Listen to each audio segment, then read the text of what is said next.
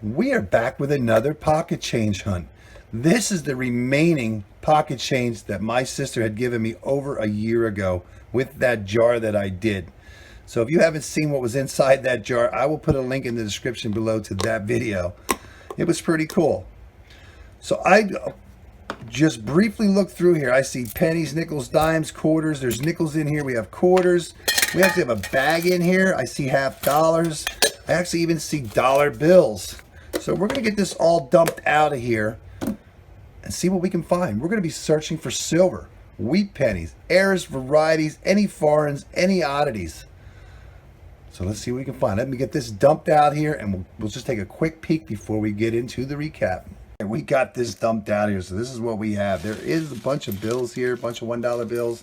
I'll set those to the side. Looks like they've been through the washer quite a bit. But we will check and see what we have here. But I do see some half dollars.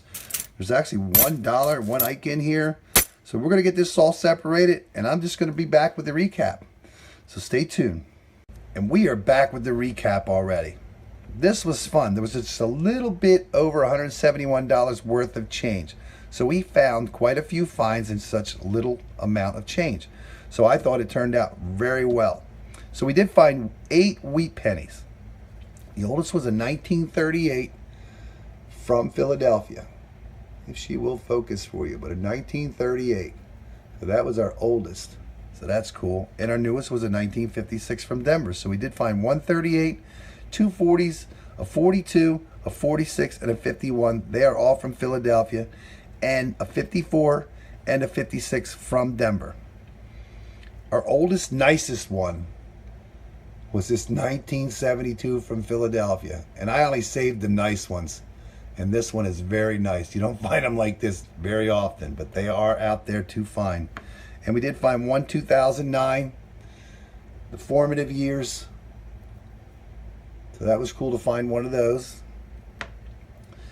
In the nickels, we did find a 1919. I had to nick a date this because it was slick, but it is a 1919 from Philadelphia. That is cool. That is awesome. And I did only keep the nickels up that we would be saving, or that I would save, but I will be giving these back to her. A 1954 from San Francisco. I know it's got a lot of wear and everything, but you don't get too many estimates, but this is just a little over 29 million nickels were minted from San Francisco. But that is cool. That's awesome. The quarters, 1 Canadian. Only a Canadian this time.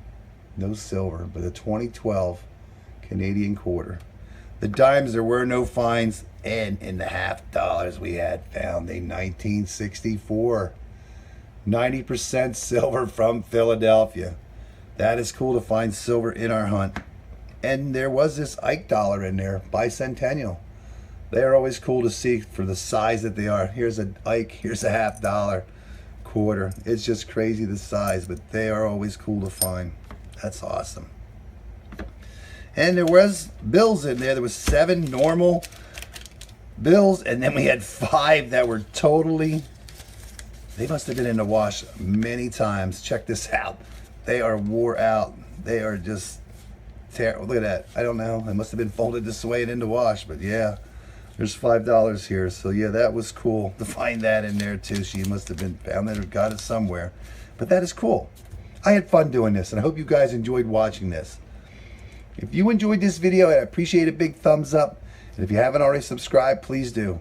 And I would like to thank everyone for watching my latest video, and good luck on your next hunt.